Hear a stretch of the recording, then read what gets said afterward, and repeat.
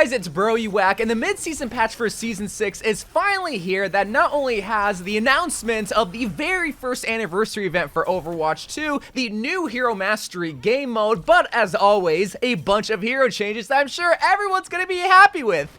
Probably not. Today we're gonna look at all the hero nerfs, buffs, and changes, but if you did want to see Hero Mastery content, I did post a video earlier this week that looked at the new game mode. But right now, let's look at all these hero changes and see who's gonna be disappointed. Now there's gonna be 3 tanks changing with this update, that being the Junker Queen, Zarya, and the one that everybody's been begging for to get nerfed, Orisa. But the Queen is gonna be getting a very straightforward buff where they're gonna be increasing the impact damage to her Jagged Blade or Gracie by 15 points. Previously, it was 50 damage upon impact, but now it's gonna be 65. Is this gonna be making the Junker Queen one of the most desirable tanks to play? I doubt it. I really do. While her main thing is DPS, and with this increase of impact damage, you will definitely get that. Not only do you actually have to be good with landing your knife to get this buff, but you miss out on what makes a tank very desirable nowadays, which is sustainability. And the Queen, she kind of has that capability, but not as much as someone like Orisa, who is definitely going to be getting hurt in this sustainability category. Now, Zarya's going to be receiving 3 total buffs, all to her protective barriers, both for herself and her allies, where they're going to be increasing it by 25 extra points, and the other 2 changes are going to be to her protective barrier, where the cooldown is going to be decreasing by 2 seconds. Previously it was 10 seconds, now it's 8 seconds, and they're going to be increasing the overall size of the bubble by 15%.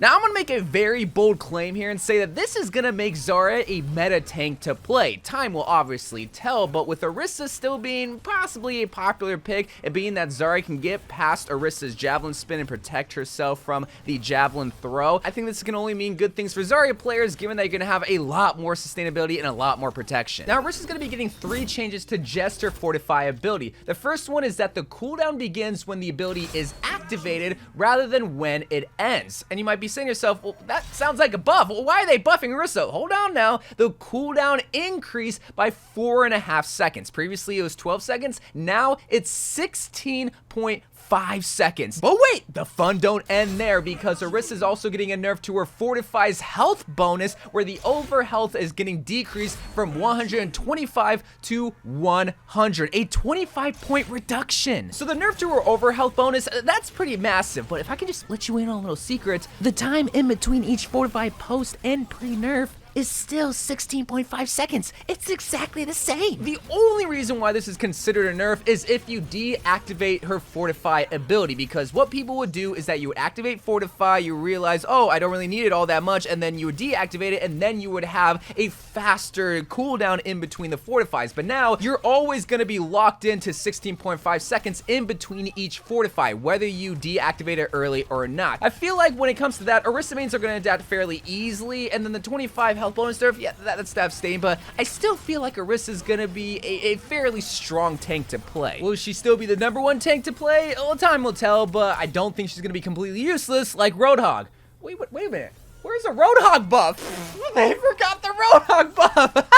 Let's move on to DPS. I'm not kidding. There's no Roadhog buff. Come on, let's go. There's going to be an Ashe buff. There's going to be a Bastion Nerf. And there's going to be a Mei Buff. Wait, a Mei Buff? Now, the Ashe buff is going to be even simpler than Junker Queen buff, where the reload time decreased by 0.05 seconds. Previously, it was 0.25. Now it's just 0.2 seconds. And saving 0.05 seconds in reload time might not sound like a lot for 1 bullet, but for a hero that has 12 bullets, you can save 0.6 seconds in reload time. And when a hero's biggest flaw is their reload time, any change is welcome. So I definitely feel like, while on paper this might not seem like that big of a change, Ashe mains, they will definitely feel this. They will definitely feel the speed in the reload, but it'll also mean that there's going to be less time reloading and more time pop-shotting and killing things, and you won't have as much dead time in between you actually just killing things. But when it comes to Bastion's changes, he's going to be getting a nerf to his grenade and his configuration artillery. So the grenade impact damage is getting decreased from 30 damage to now 15 damage. So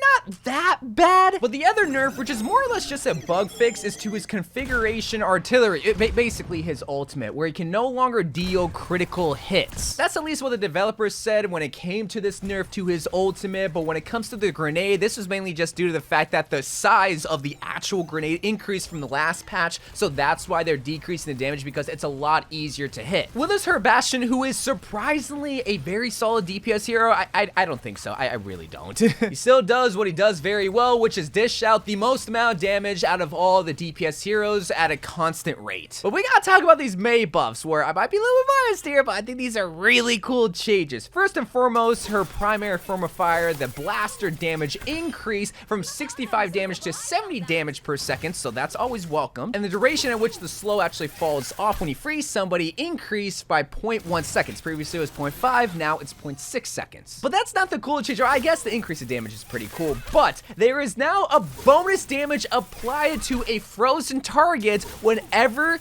you melee somebody. You know how whenever you freeze them and you icicle them and it gives you bonus damage? Well, now you can get that same bonus damage when you punch somebody as Mei. Let's go! Is Mei finally an S tier hero? Absolutely not, but it's still cool to see these changes nonetheless. And I do like the fact that the developer team sees that Mei is underperforming. Obviously, Mei haters will say that she is still broken, that she deserves to get nerfed, but she's a DPS hero, and previously she was able to do 100 damage with her primary form of fire, and then they nerfed it to, I think it was 50, and then they buffed it to 65, and now it's 70, but I do like the fact that she now is able to do a little bit more consistent damage while also still being able to have kind of her Overwatch 1 Mei utility, being able to freeze people. But now let's look at the support changes, where every single support hero in Overwatch 2 is getting nerfed.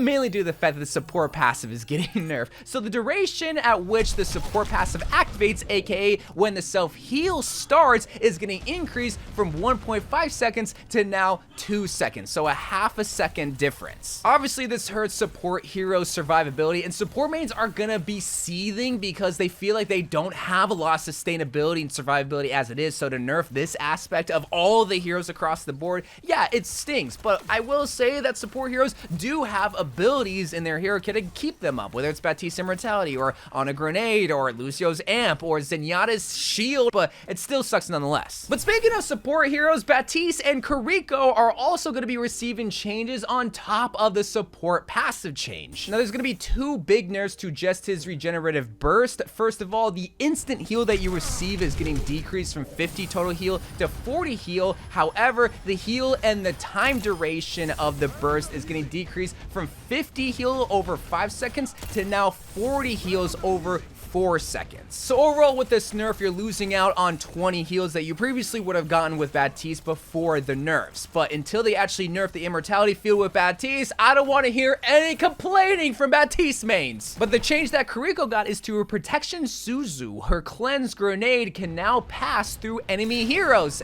and that's it. A pretty simple change. I would say it's a more quality of life change unless someone like a Diva or Winston is diving you, but if they don't have any DM or a bubble to block your grenade from reaching your ally other than their body, well, now you don't have to worry about them blocking it because they'll just teleport right through them, which I guess in that scenario is a really good buff. But hot gamer boys and egos everywhere, those are all of the hero changes from the Season 6 mid-season patch. And let me know what you think about the hero changes or lack of hero changes, especially if you're a Roadhog main, Casting main, or a Sombra main who's in desperate need of it. And if you want to check out Hero Mastery again, go watch my video that I posted earlier this week. It'll be on my channel. Until then, I love you guys. Thank you guys for watching. More Overwatch 2 videos to come, and bye.